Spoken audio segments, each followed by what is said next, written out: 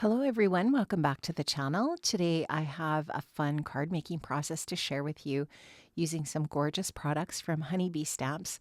I'm going to start off with the really fun Rustic brick wall embossing folder.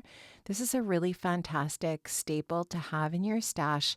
It's something I reach for again and again, and it just provides a really neutral, cool, detailed embossed background to provide some really fun texture.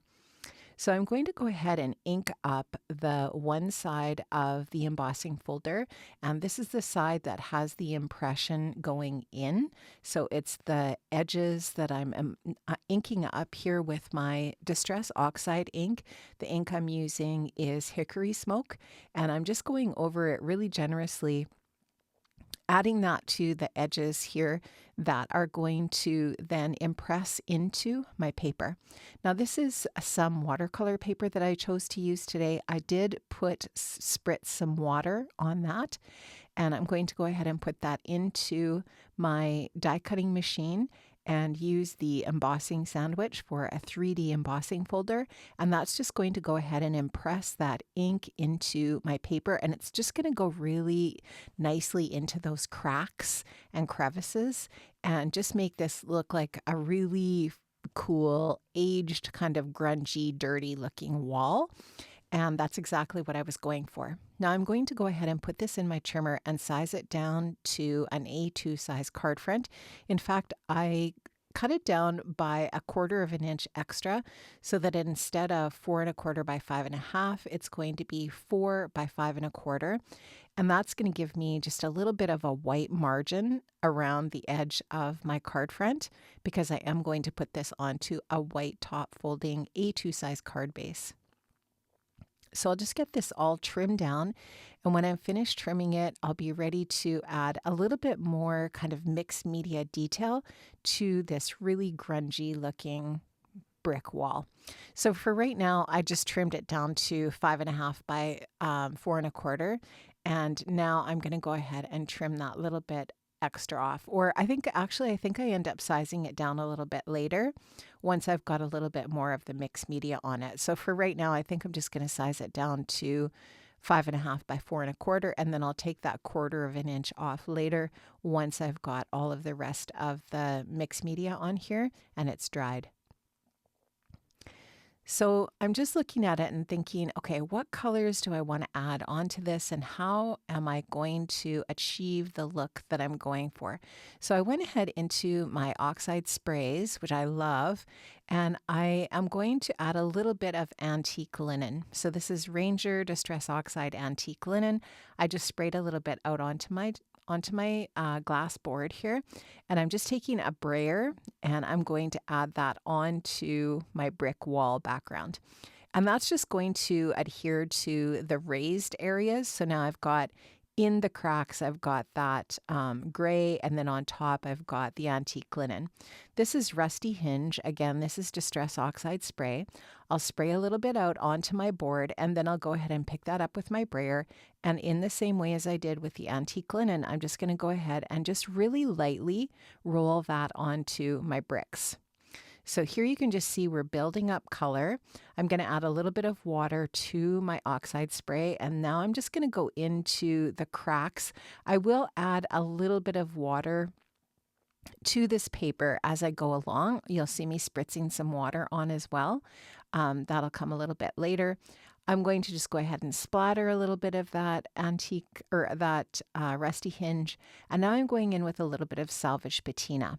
So we're really going to get kind of that look of aged kind of, it's really grungy and aged, and I don't know. I love this look. I think it's really fun. So there you saw me spritz right onto the paper with my clear water.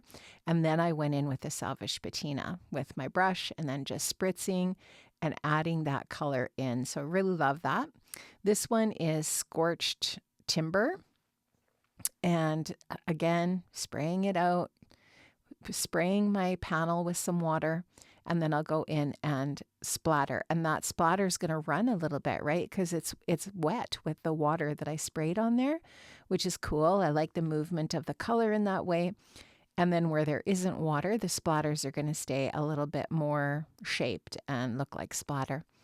I dried the panel, and now I'm going in onto the dried panel with some more of that scorched timber splatter, and just love how this is looking.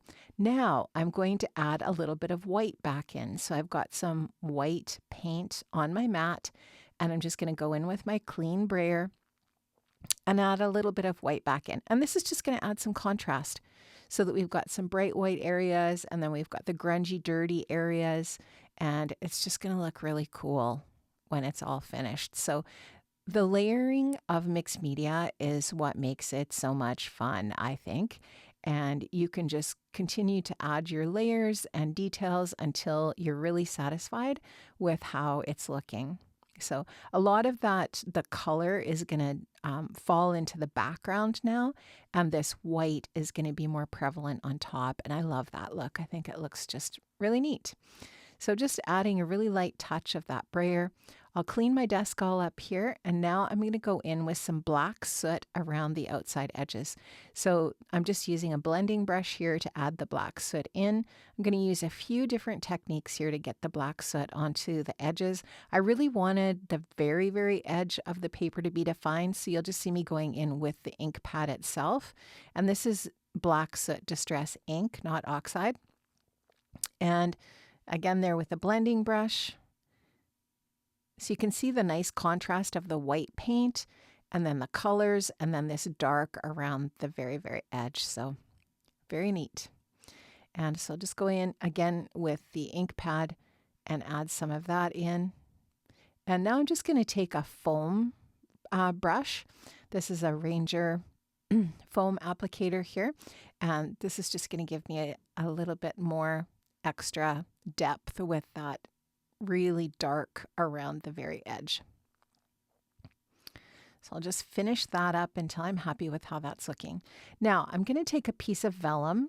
I want to add a little vellum layer to behind my layers here that I'm going to add today. You're going to laugh because it's a bit of a comedy of errors. I forget to add this onto my project here in a minute, but you'll see how I save that.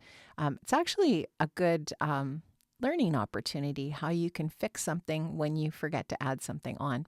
I took this vellum to my sewing machine and I added a little bit of machine stitching at the top and the bottom for a little extra texture.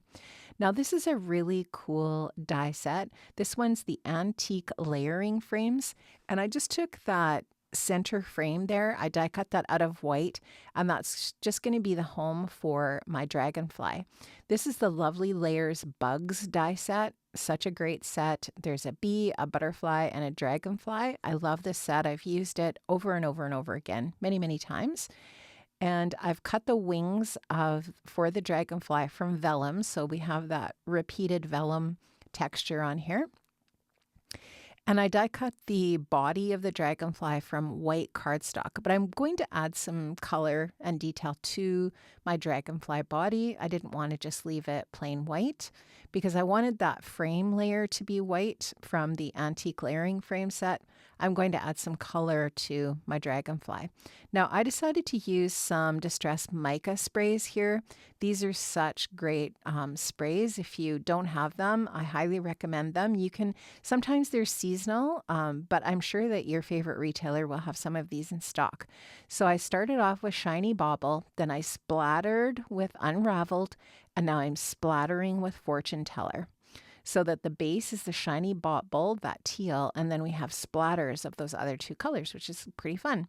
Now I'm going to add some foam tape onto the back of my card front piece, and that's just going to really flatten it out nicely because the paper did get a little bit warped from the embossing and the moisture that was added. The foam tape is going to add just that sturdiness back to it and flatten it out.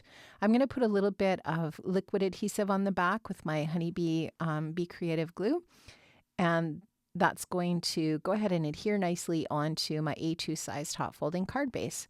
I'm going to add some foam tape onto the back of the frame as well and pop that up. And now I'm going to put my dragonfly together. I will add the dragonfly onto the wings, the body onto the wings with just a tiny little bit of foam adhesive as well to give it just a little bit more dimension also.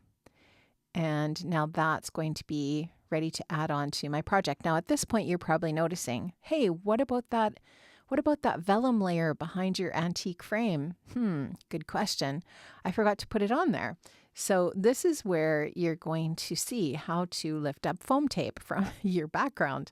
I am going to figure that out here soon, and I'll show you that. But first I decided I wanted to add the Honeybee Bee Shimmery liquid watercolor. This is fantastic. If you have not added this to your stash yet, I highly recommend it. It is gorgeous. It's one of my favorite Honeybee products.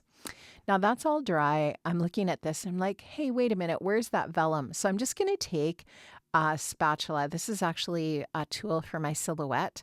And I'm just going to go ahead and press that underneath and lift that foam tape off.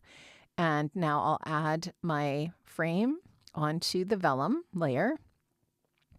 I'll add some foam adhesive onto the back of the vellum behind the frame so you can't see it. And then I'll add that back onto my card front. So you'll just see what it looked like with the frame. And now you're going to see what it looks like with the vellum behind the frame. And I think it looks really pretty. I think it just adds just that nice soft layer and texture behind it. And it softens the whole project up. I mean, that's what vellum does, right? It's just a really lovely product for adding, just that extra layer of pretty to a project. So this is what that's going to look like when it's all finished. I really love it. I think it's interesting and I really like the looks of it. Now I want to add some white splatter. So I'll just take you can use whatever you have in your stash, some white acrylic paint, some gesso, you could add gouache, and I'm watering mine down so that it's more of a liquefied consistency. You might have the Spellbinders white splatter. There's lots of products you can use for this technique. I'll water it down so it's a really nice consistency. And now I'll just go ahead and splatter that onto my project, adding that little bit of extra texture in that way and a cohesive kind of element all over the entire thing. So go ahead and finish that up and I'll set that aside to dry. And meanwhile, while that's drying, I'll work on my sentiment.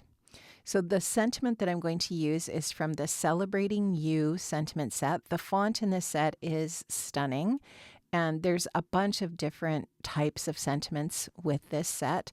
So I love this set so much. And of course, there's a coordinating die set as well. If you haven't seen this set yet, check it out. I have linked to it and all of the other products I'm using here today in the description box below. There's also a visual supply list in the description box below, so you can click on that list and see visually what everything looks like and find it.